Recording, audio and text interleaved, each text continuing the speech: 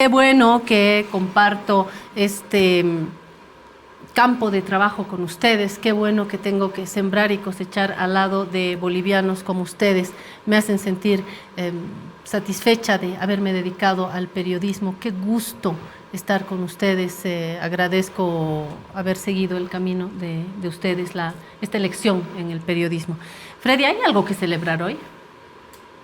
Sí, yo creo que sí, porque siempre se dice, cuando hay un eso. aniversario de alguna región, de algún Sí. departamento, y en el caso nuestro, no van a faltar quienes digan que no hay nada que celebrar, van a salir las listas de nuestras organizaciones con los excesos que han sufrido los compañeros durante el último año, se va a comparar con lo del año pasado, los informes internacionales, etc. Yo creo que hay mucho que celebrar, el mismo hecho de que el periodismo esté sobreviviendo a tantas personas que ahora también hacen el mismo papel a través de las redes sociales. Entonces, que todavía persista el oficio de periodista, que todavía haya gente que crea ¿PSA? En nosotros. ¿Algo así? ¿No? ¿PSA? Sí, exactamente. Creo que es muy importante. Es decir, estamos peleándola.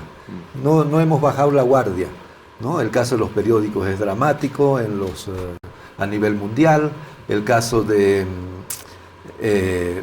los sueldos de los compañeros periodistas y las compañeras periodistas son para llorar. El otro día un compañero me decía, ¿te has enterado que en tal medio están pagando el básico? Yo le digo, más bien, porque hay varios otros medios donde hay uno o dos periodistas y el resto son chicos y chicas que están haciendo sus prácticas y no cobran nada. O que reciben el salario cada 3 meses, cada 4 meses, se da también esto, ¿no? Entonces yo creo que sí, que hay mucho que celebrar. Bueno, y en mi caso, mira, yo siempre he pensado de que esta profesión realmente era la que yo debía tener y sigo, ¿no? Ya me veo medio raro en la fuente, porque yo soy todavía sigo yendo a la fuente, sigo poniendo el micrófono entre el montón de compañeros y compañeras. Me ven medio raro, ya prácticamente uno no conoce a nadie, ¿no? Pero ahí estamos, ¿cómo no agradecer eso? Por supuesto que sí. Hay muchos periodistas que han preferido irse a trabajar al Banco Mundial, a Naciones Unidas, a ONGs o hacer un trabajo independiente. José Luis Exeni está en el campo de la investigación. Lucía también está en un momento más independiente, ¿no?, de su producción periodística. ¿Cómo se sienten ustedes, Lucía? Sí. Sabes, yo en algún momento he pensado que los periodistas somos una raza en extinción, ¿no? Justamente por este tema. Los medios digitales, las radios, las redes que, bueno, han dicho cualquiera puede ser periodista, ¿no? Y así se han sentido muchas personas que están frente a un accidente, toman una fotografía, la suben a las redes y ya son periodistas, ¿no? Y yo pienso que todavía estamos quienes creemos firmemente en que tenemos que ir detrás de la verdad y tenemos que constatar lo que está pasando, que nadie nos cuente nada y no creemos lo que se ponen en las redes, ¿no? Que se mande una fotografía sin contexto, sin saber si es verdad, si no es una fotografía de hace 3 años, hace 10 años y la siguen difundiendo, ¿no? Por eso creo además que los periodistas tenemos mucho por delante, ¿no? Y aunque es una profesión en la que exactamente se la devalúa cada día más con sueldos es realmente de vergüenza, o cuando, por ejemplo, sin importar de verificar la información, muchas de estos pasantes, porque son pasantes en los medios, ¿no? Chicos que por nada van a cubrir información. Es verdad. Bueno, no verifican, no les interesa si es verdad o no la información que difunden y tienen como fuente a las redes. El colega Rubén Vargas, que se fue hace años ya, trabajó muchos años en La Razón y él decía, nos hemos vuelto periodistas de escritorio. Freddy no, Freddy está siempre en las calles, pero hay una tendencia a ser periodistas desde los escritorios. Uno agarra el teléfono o mirando las redes, llamando, dice que va a llover, el otro dice que está a punto de llover, el otro no llueve. Y como dice el también columnista y periodista Claudio Rosell, somos incapaces de abrir la ventana, sacar la mano y verificar si está lloviendo o no. José Luis. Sí, me acuerdo de un aforismo de Lec que decía: la ventana al mundo se la puede cubrir con un periódico, ¿no? Y eso nos muestra que efectivamente uno puede ver el mundo a través de los medios. Expresión. Pero también los medios pueden encubrir lo que está pasando más allá de la ventana, ¿no? Yo creo que el oficio periodístico, y que nuestra primera escuela ha sido el periodismo, en mi caso Presencia, que ha sido una gran escuela, nos enseña lo principal del oficio, y lo principal del oficio es estar en la calle, ¿no? Es estar en contacto con la gente, es entrevistar a las fuentes, ver las contrapartes. Y efectivamente lo que está pasando ahora es un síntoma de una suerte de distorsión o hasta degradación de ese oficio por varias causas, ¿no? Obviamente hay un contexto de surgimiento de medios interactivos que van desplazando a los medios masivos, las condiciones laborales precarias en las cuales se trabaja, el hecho de que la velocidad nos haya ganado y desplace a la seriedad y a la calidad de la información, creo que es otro tema. Y cómo nos miran, ¿no? Quizás veamos más adelante datos, cómo nos miran en términos de antes el periodismo era un oficio muy respetado. Al lado de la Iglesia Católica estábamos en el top puesto 2. Claro, en el puesto 2, junto a la Iglesia. Sí, y hoy junto a la Iglesia también nos hemos ido. Exactamente, ni la Iglesia ni los medios. Al piso, ¿no? Sí. Es verdad, es verdad. Quiero mostrarles, compartir con ustedes, para que hablemos del MAS, pero también del periodismo, el pedacito que hemos tenido esta mañana. He decidido tomar así seleccionar un pedacito de lo que es el trabajo periodístico. Aprovecho e invito a que lea usted la columna de Rubén Atahuichi, de mi colega Rubén Atahuichi, trabaja en La Razón, es uno de los jefes de redacción y ha escrito esta semana una columna que se llama Autorretrato y cuenta su niñez, su juventud y cómo llega al periodismo. Recomiendo la lectura, es un festival del lenguaje. Y Rubén hoy en la mañana hizo una entrevista. Le comparto para que hablemos del asunto de la entrevista, comentamos algo también, como siempre, hablamos de nosotros y hablamos de las noticias y hablamos de la relación también con el entrevistado. A ver, comparto con usted esta entrevista. ¿Todavía no la tenemos? No la tenemos. Mientras tanto, introduzcamos entonces el tema movimiento al socialismo, porque además de hablar del Día del Periodista, hoy quiero hablar con ustedes, conocedores de la información, de lo que está sucediendo dentro del MAS. ¿Por qué hablamos solo del MAS?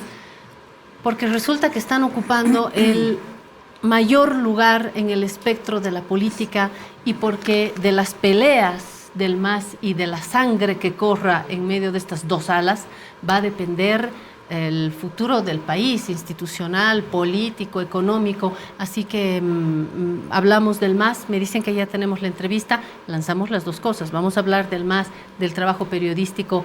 Aquí un pedacito de lo que vivimos esta mañana en La Razón Radio, una entrevista de Rubén Atahuichi al nuevo presidente del movimiento al socialismo, el señor García, para ustedes.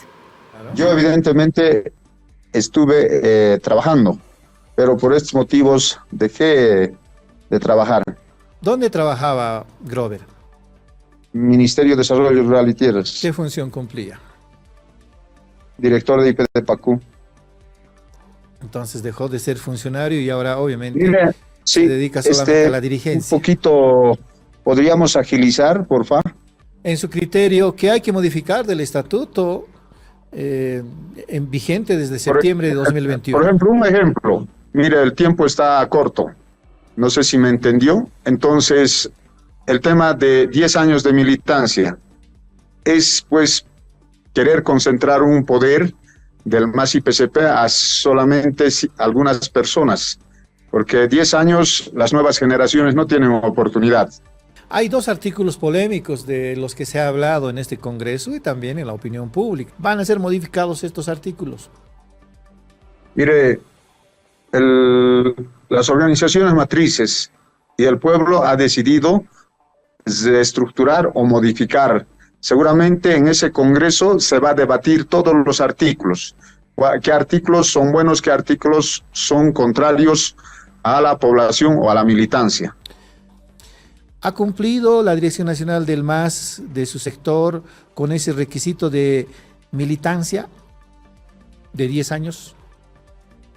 Miren, en este momento vamos a presentar nosotros las documentaciones, se está trabajando en eso. Entiendo que en esa etapa estamos, seguramente en su momento se hará conocer. En la elección de cada uno de los miembros de esta Dirección Nacional, ¿acaso no se ha cotejado este requisito con cada uno de los miembros de la dirigencia, Grover? Se ha cotejado, pero tú sabes, ¿no?, que al final nosotros están preparando las comisiones su informe. Por eso decía con respeto de que en su momento se entregará la documentación y en su momento informará el Tribunal Supremo Electoral. ¿Usted desde cuándo es militante del Movimiento al Socialismo? ¿Desde cuándo está en el biométrico? Mi militancia es del 2014. ¿Y desde cuándo está registrado en el padrón como militante? Por eso, mi primera inscripción ha sido el 2014, mi segunda inscripción el 2018. Luego de la promulgación de la Ley 1096 de organizaciones políticas, se ha exigido a las organizaciones políticas actualizar su registro de militantes. ¿Usted ha actualizado su registro? ¿En qué año? ¿En 2018, 19, 20? ¿Cuándo? 2018. Ahora, ¿qué tal? Porfa, como le pedí un poco, estoy ya retrasado, me dijo un tiempo adecuado nomás. ¿Hay plazos? ¿Les han dicho en el Tribunal Supremo Electoral hasta qué fecha pueden presentar? Hay plazo de 7 días. Entiendo que usted también debería escuchar en la información. Muy bien, yo le pregunto porque usted es primera fuente. Sí. Muy bien, señor Grover García, gracias por el tiempo que nos ha regalado en La Razón Radio. Creo que un tiempo que es muy valioso para nosotros. Será hasta otra oportunidad. Gracias. Hasta luego.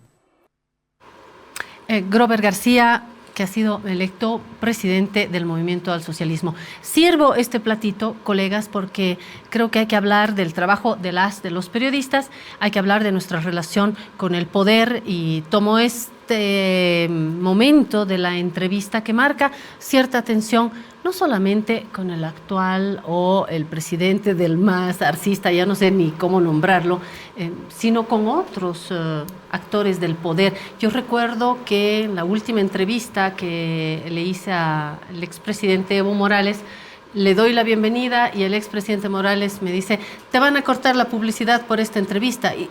Y me cortó un poco la inspiración, ¿no? Porque nos ponen en el centro de la política, en el centro de la atención también, por no hablar de otros momentos, con José Antonio Quiroga, otro actor político, que en una entrevista también me dijo: pero si las razones del MAS o de Evo, si Carlos Gil más o menos no existe, que tuve también un cruce ahí con José Antonio Quiroga que me confrontó a eso, en lugar de atender a la entrevista, puso en duda de que el periódico es del propietario Carlos Gil o que es del MAS, en fin, hay una serie de tensiones, y yo quiero aprovechar para hablar del poder político, del MAS, de los periodistas, de cómo vamos navegando. No es un buen momento, ¿no?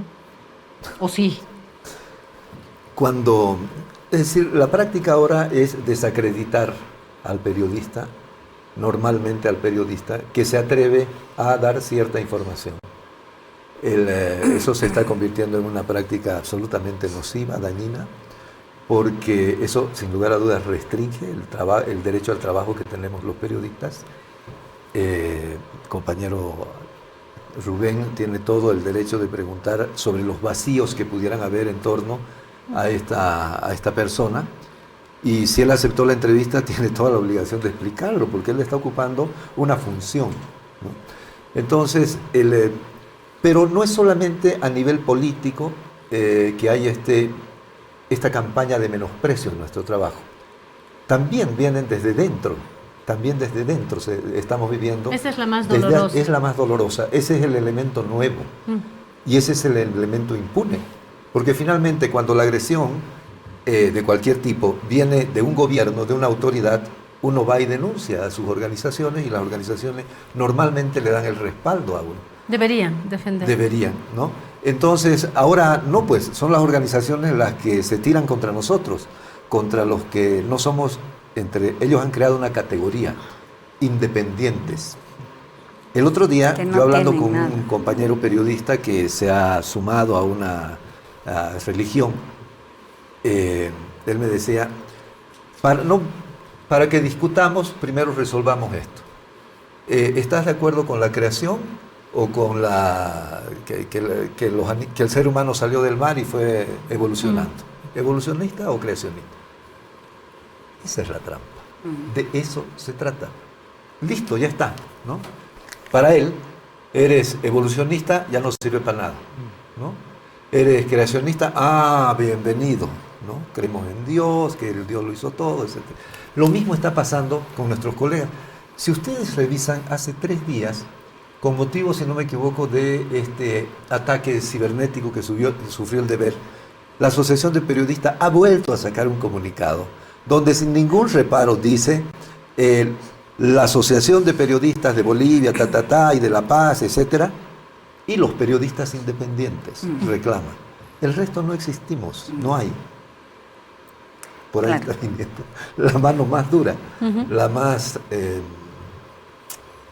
no quisiera utilizar un adjetivo, pero es realmente feo lo que está ocurriendo desde nuestras organizaciones, porque uno entiende de que desde compañeros, por celos, por lo que sea, no importa, tengan algún problema con una persona, pero que tus dirigentes que han jurado, que han hecho campaña para cumplir y hacer cumplir tus estatutos, han jurado respetarlos, han asumido por cierto periodo, etcétera, sean los primeros en atacar, en dividirte, en crear esta división entre los periodistas y el resto. ¿Qué seremos el resto? No sé. El resto tenemos una etiqueta. El hecho de estar ahora en este programa, aquí en La Razón, la etiqueta dice paraestatal, ¿no? Eso, así nos han dividido. O eres independiente o eres paraestatal. Y yo no creo en eso, ¿no? O sea, yo no soy paraestatal, ni mucho menos. Yo me considero una periodista que no va a ser militante política y no voy a hacer militancia. Otra cosa es ser activista, digamos, por el respeto a los derechos, en mi caso, por los derechos humanos, los derechos de las mujeres y los derechos de los niños. Pero yo sé que tengo bien inscrito el tema de periodista paraestatal, ¿no? Y hay periodistas que han cerrado campaña, que han estado en concentraciones políticas y han cerrado campañas políticas apoyando un candidato y al día siguiente haciendo periodismo y hoy son independientes. Hay periodistas que han escrito libros contra La Razón y que han sido funcionarios de la alcaldía, pero ellos son los independientes. Creo que hay una tensión, hay un conflicto donde están los medios, por supuesto los propietarios y lo más triste, como dice Freddy, periodistas que estamos aceptando y viviendo bajo esa misma polarización. Nos hemos dejado contaminar en lugar de defender un trabajo que requiere, por supuesto, de vocación, pero además de mucha resiliencia, ¿no? José Luis, ¿cómo tú ves esto? Yo diría 3 cosas. Primero, a propósito de la entrevista, que me parece muy valiosa como la pildorita, la relación entre los periodistas y las fuentes siempre ha sido difícil, ha sido compleja. A las fuentes les gustaría, por supuesto, tener periodistas complacientes que les pregunten lo que ellos quieren decir o que les pongan tal cual su mensajito. Y no es así. O sea, una fuente no puede decirnos, no puede limitarnos qué preguntar o qué informar. Nuestro único límite tiene que ver con nuestro oficio, con nuestros códigos de ética periodística y, por supuesto, el marco normativo, ¿no? Y claro, a quienes no les gustan las preguntas, como este ejemplo, básicamente van a atacar al periodista o al medio. Eso creo que es un tema importante. Creo que eso se ha recrudecido en este último tiempo porque los medios y los periodistas, entre que nos hemos polarizado, primero, y segundo, nos han puesto al medio de la polarización, ¿no? O sea, ya nos etiquetan, como decía Lucía. Tú eres eres oficialista o eres opositor. Si eres oficialista, eres paraestatal. Si eres opositor, te representas como independiente, ¿no? Entonces, y estamos en medio de una polarización y, por supuesto, nadie puede concebir que hagas un ejercicio plural, imparcial, equidistante. Siempre te van a querer etiquetar y ese es un problema. Pero también es un problema que algunos de los colegas de los medios también se han polarizado, son parte de la polarización y la atizan y están ahí promoviendo el enfrentamiento. Propietarios y periodistas. Propietarios y periodistas están operando, han dejado de ser periodistas para convertirse en operadores mediáticos en consorcio con actores políticos. Ese creo que es un segundo tema que hay que verlo, porque además así nos están percibiendo cada vez más. No es que el periodista genera información entre la fuente y la ciudadanía, no, nos están viendo cada vez más como parte de los actores y de los operadores políticos. Y lo tercero, lo que pasa, bien decía Freddy, en nuestras asociaciones y gremios, es penoso porque han puesto una fisura ahí, han dejado de representar a los periodistas, se representan a ellos mismos, ¿no? Casi como un pasanacu, y no está bien, o sea, deberíamos discutir. Cuando tú decías, hay que celebrar, sí hay que celebrar el Día del Periodista, pero no con la autocomplacencia, ni el autoflagelamiento, pero sí con un espíritu crítico y autocrítico. ¿Cómo nos están viendo? ¿Estamos haciendo un trabajo de calidad? ¿La información que proporcionamos contribuye a la conversación pública o no? ¿O la distorsiona? ¿Cuánto somos cada vez más parte de la disputa política en lugar de esclarecerla? Pues creo que son temas que deberíamos discutirlos en el gremio y claro, ahí hay un bloqueo o discuten entre ellos mismos, ¿no? No hay posibilidad de debatir con pluralidad estos temas. Pero siento además que es un momento diferente al momento en el que estas asociaciones tenían más afiliados, tenían más respaldo.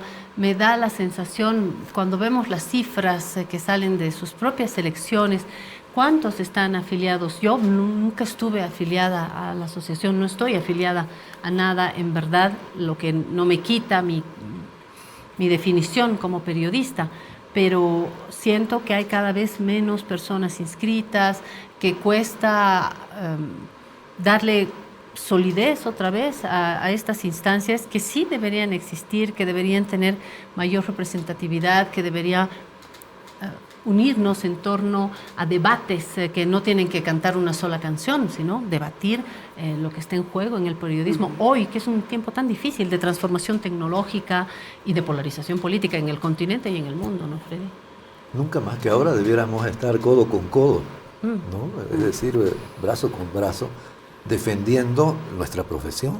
Eso sería lo lógico, sería lo obvio que habría que hacer. Sin embargo, no está ocurriendo y hay un elemento más que voy a añadir a esta gravedad o situación más o menos compleja o rara. Nosotros, yo he sido dirigente sindical a nivel nacional y a nivel de La Paz, de nuestro gremio, y hemos, junto a las asociaciones de aquellas épocas, hemos defendido la ley de imprenta. Y además de defender la ley de imprenta, no hay gobierno que no quiera terminar con la ley de imprenta. No hay.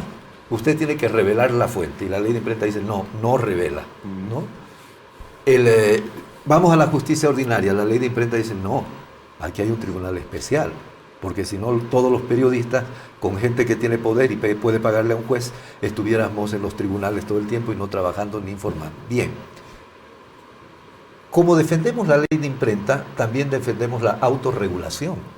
No queremos que nos regule el Estado, porque es obvio, el que esté en el gobierno la va a hacer la ley para los medios o lo que se le quiera llamar a su medida. Claro. En lo que él cree que debe ser para él, para beneficio personal de esa persona que tiene el poder. Bien. Dentro de la autorregulación, entonces nosotros nos hemos amparado en los tribunales de imprenta 1 y en los tribunales de ética y en los tribunales de honor. El problema es que estos tribunales también están contaminados. no puedes acudir. Yo tengo un caso reciente de un colega que el presidente de la Asociación de Periodistas de La Paz, y muy cortito, en una entrevista, para desautorizar la opinión de este colega, dijo, pero ¿qué habla pues él si yo le he dado un regalo a su madre, que también es periodista? Yo le he entregado personalmente. Entonces, nada que ver, ¿no ve? Es decir, que es el dirigente, es el presidente de la asociación. Entonces este compañero acudió al Tribunal de Ética de La Paz y al Tribunal de Ética Nacional. ¡Oh, sorpresa! Los dos tribunales fallaron exactamente con las mismas palabras del presidente de la Asociación de Periodistas de La Paz, que dice, esto debe cerrarse por falta de pruebas. No ha pedido audiencia, no hay audiencia, no hay nada. Entonces, ¿a dónde podemos acudir? Nosotros como periodistas, que puede en cualquier momento sucedernos cualquier situación con otros colegas, ¿no? ¿Y a dónde puede acudir la gente? Otra vez, tenemos un sector que son los estatales, paraestatales, que esos pueden cometer mal periodismo, etcétera, etcétera. Son mentirosos, etcétera, etcétera. Y contra eso les va a caer. Pero contra estos otros, esta otra, no sé si mitad o cómo llamarle, pero contra los independientes, ya sabemos que no se va a procesar nada, absolutamente nada. Es un riesgo mayor todavía. Y no solamente en el país, fíjense cómo durante los conflictos el 2019, lo sabe perfectamente Freddy Morales, quitaron la señal de Telesur, nadie dijo nada. Quitaron la señal de Rusia TV, nadie dijo nada. Pero cuando quitan en Venezuela la señal de CNN, pues nos tiramos al piso todos. Hace un par de días, chao Al Jazeera, nadie dice nada. Pero se toca CNN y nos tiramos al piso todos. Entonces es muy selectivo esto, ¿no? Ideológico. Chao Telesur de la Argentina esta semana. Sí, gracias al presidente Milei ya no hay Telesur en Argentina. Exacto, sí. ¿Y quién dice algo?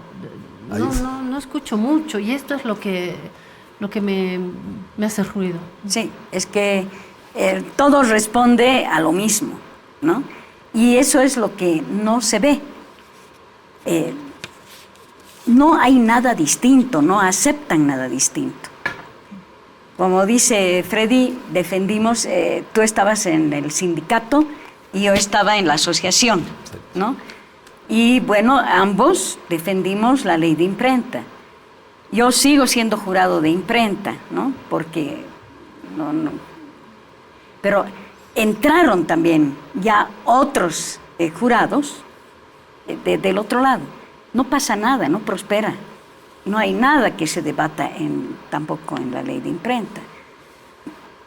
Realmente estamos en un momento mediocre, ¿no? Justamente por esta polarización que han ocasionado. Ahorita hay solo una mediocridad inmensa, no hay posibilidad de debate, no hay posibilidad de pensamiento, no hay posibilidad de acción, menos todavía, ¿no? Y es muy clara esa polarización. Van a ver que no hay ninguna manifestación en contra de Israel, por ejemplo, ¿no? Y todos son mudos. A favor de Assange. Exactamente así, ¿no? Y así es. Los primeros días, por ejemplo, cuando hubo el ataque de Hamas, claro, ¿no? Pero después, ante la masacre, ante el genocidio de Israel, ¿no? Se guarda silencio. Se guarda absoluto silencio. Y así es todo. Entonces estamos con robots detrás de, ¿no? Y quienes podemos hablar fuera, no, son cualquier cosa, ¿no? Quizás hay que volver a la pregunta de origen, y es, ¿qué espera la sociedad de nosotros? O cómo nosotros nos representamos y decimos, esto somos, esto les ofrecemos. Información plural, de calidad, que contribuye a la democracia, que preserve principios y valores, no sé, un ordenamiento constitucional. Así nos presentamos, ¿no? Que vamos a ser los responsables de generar información en función a los acontecimientos, y que eso va a permitir que la ciudadanía esté informada. ¿Cuánto de eso estamos haciendo? Esa es la pregunta que debemos hacer. Y con qué rigor lo estamos haciendo, ¿no? Porque la falta o la creciente desconfianza en los medios y periodistas tiene que ver también con eso, ¿no? Tiene que ver también con eso. Y claro, cuando nos equivocamos, porque por supuesto nos equivocamos, a veces por premura de tiempo, o por cualquier razón, a veces de manera premeditada se manipula la información también, porque claro, no solo hay periodismo, sino hay pseudoperiodismo, y más bien creo que no en Bolivia, pero en otros países ya vemos las cloacas mediáticas operando, ¿no? ¿Qué se hace frente a eso? El ciudadano es indefenso frente a un exceso de un medio o de un periodista. Yo he alentado durante mucho tiempo, soy de la escuela del doctor Beltrán, las políticas de comunicación, mecanismos de regulación, pero cada vez estoy más convencido de que el camino es la autorregulación, ¿no? Es el mejor camino para evitar injerencias. ¿Qué pasa cuando la autorregulación no funciona? ¿Es una coartada para que seguir en la impunidad? ¿Qué pasa cuando el Tribunal de Ética finalmente saca una sentencia después de un largo recorrido y le dice, señora Amalia, usted ha incumplido, tiene que hacer una rectificación? Y ella dice, no voy a hacer nada. El que tiene que rectificar es al que lo he pegado, denigrado. Entonces, papel mojado. ¿Para qué la autorregulación si no funciona? Porque si funcionara, estaríamos todos con nuestra bandera de autorregulación. No funciona. Tampoco creo que la respuesta sea una ley de medios o algo así. Hoy no, ¿no? En un momento de repliegue del oficio periodístico, ¿no? En un momento donde no existen condiciones para una labor profesional. Y creo que, otra vez, deberíamos volver a esa pregunta de origen, porque eso nos va a permitir autoevaluarnos, ser autocríticos con lo que hacemos en las actuales condiciones, no en condiciones ideales, en las actuales condiciones que son muy difíciles, que a veces son precarias, pero para eso estamos, ¿no? Sino que ya los influencers sean los que informen y no los periodistas. Hay otro tema que mencionaba Lucía y es ¿qué estamos produciendo? ¿Qué contenidos estamos haciendo? ¿Con qué calidad? Al margen de la polarización que caracteriza nuestras sociedades actualmente, la polarización boliviana, política boliviana específicamente, estos quiebres dentro del propio gremio, hay condiciones que no son las mejores para hacer periodismo. Cuando yo ingreso a trabajar en este periódico hace 14 años, el 2010 ingreso, había un periódico con 350 empleados, con más de 15 diseñadores, con corresponsales en el interior del país. Con buena dotación de papel. Con papel, es decir, había otra realidad. Y hablo de la razón como puedo hablar de cualquier otro medio llamado tradicional en la radio o en la televisión y de los periódicos en específico. Radio, prensa y televisión hemos vivido una de las peores tormentas de la historia de los medios con esta transformación digital y hoy definitivamente tenemos otras condiciones porque la publicidad ha disminuido, la publicidad privada, la publicidad estatal, han disminuido las ventas porque la gente prefiere ver la noticia gratis en su teléfono, no importa si es de Facebook, que comprar un periódico. Han disminuido los ingresos en general de lo impreso, cuando hablamos del periódico, de los trabajos impresos. Hoy ni siquiera los estados financieros son una fuente relevante. Hay ciertos mecanismos que antes eran obligatorios publicarlos en periódico, hoy no. Bueno, la tormenta perfecta, pues.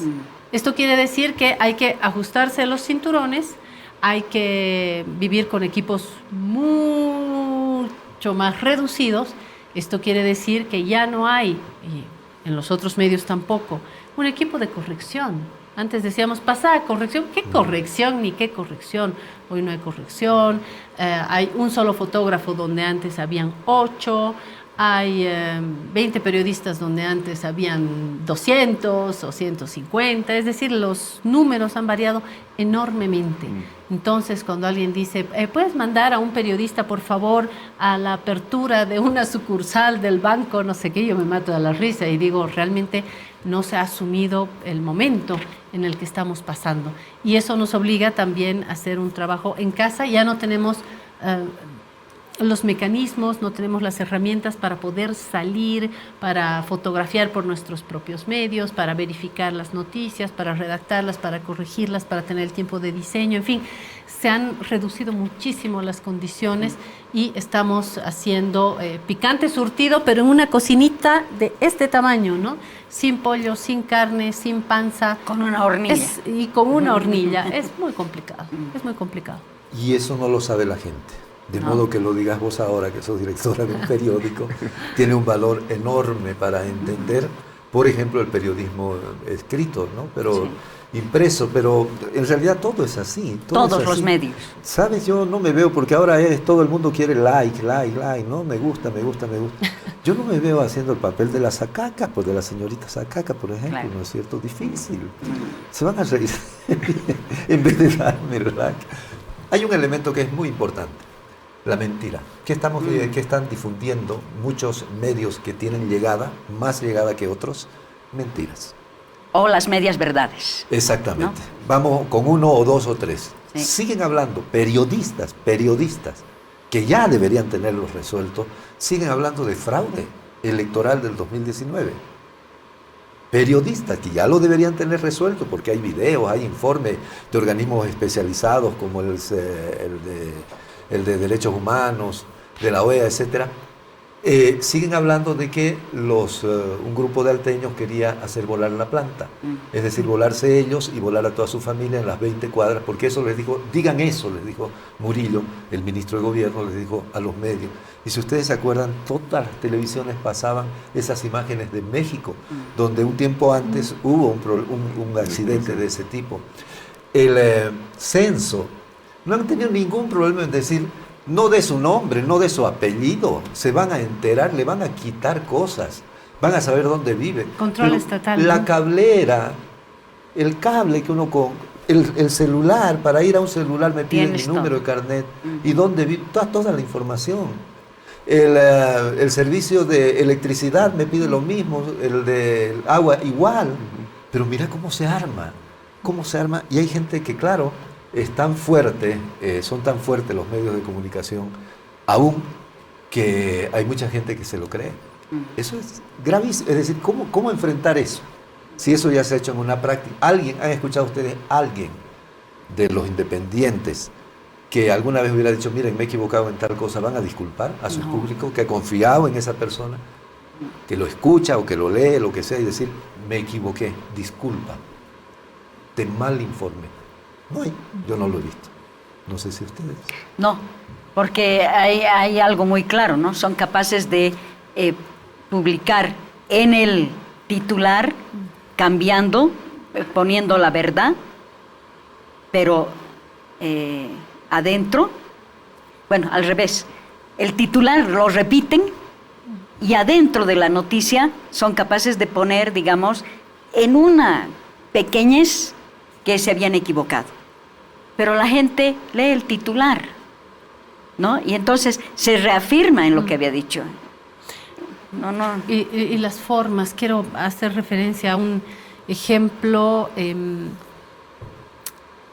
de maltrato, pero de parte nuestra. A veces nosotros también nos ponemos guasitos, ¿no? Y esto como un consejo para uno mismo. Hay que conservar las formas, la paciencia, los buenos modales. No siempre nos tocan unos súper entrevistados y es verdad que hay gente más dura, que puede ser atropelladora, que se enoja y hay que conservar la calma. No ha sido el caso de una colega que he visto hace pocos días en una entrevista a Teresa Morales, que le dijo, yo no soy amargada como usted, yo sonrío, usted no sonríe. Es decir, como periodista yo no puedo decirle a usted, entrevistado, sonría, mire, yo sonrío, a usted le falta sonreír más, es un amargado, en una tensión que tuvieron. Y cuando la entrevistada quería decir, muchas gracias por la entrevista, le deseo 1000 sonrisas, vaya a sonreír. Yo creo que no es la forma y tenemos que conservar. Y perdieron no todas el las rumbo, fuentes ¿no? son así. Perdieron el rumbo, ya no son periodistas. Lo más triste es que hoy, en lugar de preguntarnos en nuestro día de celebración cuánto estamos contribuyendo a la conversación pública, deberíamos preguntarnos cuánto estamos degradando la conversación pública, ¿no? Por supuesto, estamos haciendo una generalización porque hay medios y medios, hay periodistas y periodistas, hay medios muy valiosos, periodistas de oficio que son maestros, pero también hay del otro lado, ¿no? Que están degradando el oficio y por lo tanto están degradando la conversación pública. Y eso se expresa en los datos de opinión pública, de liderazgos, algunos que hemos explorado nosotros hace poco, donde nos ven que los medios informan según su propia agenda de intereses, no con arreglo a la veracidad, a la imparcialidad, sino mi propia agenda. Promovemos el enfrentamiento. 80% dice que los medios promueven el enfrentamiento. Poco o mucho, pero promueven el enfrentamiento. Y nos ven como actores políticos. Entonces son 3 datos muy críticos sobre cómo nos están viendo. Y creo que, reitero, debería ser un día de reflexión y de autocrítica, porque estamos en un momento de debilidad, estamos en un momento de condiciones precarias, estamos en un momento hasta de repliegue, diría yo. Ahí y están, si queremos, José Luis, los datos de... Ahí están, los que dicen... de los medios como actores políticos. Las toman como si fuesen actores políticos, y entre muy de acuerdo y de acuerdo son más del 85%. ¿No? Esto es un estudio con liderazgos, hay datos similares en la opinión pública. En un momento de repliegue, ¿cómo vamos a preservar el oficio periodístico? ¿O vamos a dejar que languidezca y se muera? Yo creo que ese es el gran desafío, y solo lo vamos a lograr preservar, creo yo, si tenemos un pleno apego al ejercicio mismo del oficio, a nuestros códigos de ética, a una vocación por generar información plural, todo lo que hemos aprendido en el ABC del periodismo, ¿no? El tema es cuánto se está distorsionando y se está degenerando eso cuando los periodistas, reitero, se convierten en operadores políticos, aunque se vistan de independientes, y están incidiendo y están muy activos en la agenda pública, en la agenda mediática, en la agenda virtual, con su propia agenda. Aunque se vista de independiente, mona se queda. Bueno, sí. La última pregunta, porque dije que iba a hablar de la política, del movimiento al socialismo, porque está pesando y está incidiendo en la política, en la economía, en la justicia, en la institucionalidad o no del país. Cierro esto con una breve intervención sobre cómo están viendo el retrato del país hoy, porque el periodista informa y opina también. Hoy pido la opinión a Freddy Morales sobre el capítulo que estamos viviendo hoy. Es una implosión la que estamos siendo testigos, terrible, porque es entregar el proceso que se inició en 2006, fue producto de años de lucha de cantidad de gente. Y venir a rifarlo ahora como se lo está rifando, con medias verdades, como decía, mentiras groseras, con un odio que no se explica. Es decir, ¿qué nomás pudo suceder para que estas personas puedan odiarse, detestarse tanto? ¿Está hablando de las salas del MAS o en general en la sociedad? De las salas del MAS, fundamentalmente, sí. Exacto. Entonces yo simplemente cerraría con una frase de nuestro Coco Manto, periodista también, recordarlo en este día, que siempre repetía: todavía estamos a tiempo de que las cosas empeoren. Verdad, todavía lo podemos hacer peor. Y yo lo único que espero es que este momento pase lo más rápido posible y,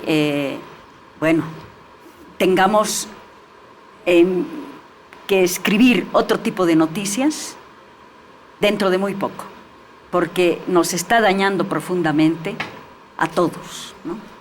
Y, ¿apunta a la política, Lucía? Sí, principalmente a la política y principalmente a las salas del MAS, ¿no?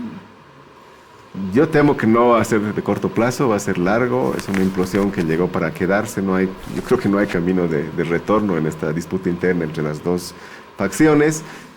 Y de últimas, ya que implosione el partido, instrumento político más importante que ha tenido la historia. El problema son los efectos. En este momento bloquean la Asamblea Legislativa, ni pueden sesionar, menos van a decidir o encontrar un acuerdo, ¿no?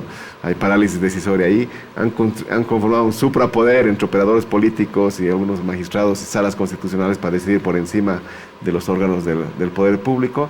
Están impidiendo tomar decisiones económicas en un momento de señales fuertes de crisis. Están comprometiendo y están poniendo en riesgo el próximo ciclo electoral, porque no habrán judiciales, después no habrán primarias, después habrán elecciones generales. ¿Cuándo? ¿Con qué tribunal electoral? Si es que presionan y generan una crisis institucional. Pero lo más crítico y lo más penoso es que están comprometiendo un proyecto plurinacional popular de la historia larga, que no nació con el MAS, viene de más atrás, y lo están poniendo en riesgo porque ahora la gente dice, ya, el MAS se equivocó, falló, el modelo económico-social. No, dicen lo plurinacional no funciona, eso no existe. O los derechos de las mujeres, o sea, en un momento donde a nivel global hay un fuerte impulso de movimientos y de acciones antiderechos, en el país se está regalando en bandeja eso. Eso es lo más crítico. Yo creo que no va a ser de corto plazo. Todavía puede empeorar, por supuesto que puede empeorar, y es un momento de altísima incertidumbre, o sea, no solo de crisis política institucional y cada vez más crisis económica, no solo de polarización, sino de altísima incertidumbre, porque efectivamente no sabemos si van a haber o no elecciones judiciales, no sabemos si van a haber o no elecciones primarias. Y esa polarización que vino de la fractura, no es nueva, pero en el 2019 hubo una fractura que está latente, hoy se está complementando con una fragmentación que es muy peligrosa en el campo político y que también puede serlo en la sociedad. Entonces a eso lo estamos yendo y creo que ese es el tamaño de este enfrentamiento, que de últimas es por una candidatura, no es por problemas ideológicos o programáticos. A esas preguntas yo añadiría, ¿y qué podemos hacer los medios? ¿Qué podemos hacer las y los periodistas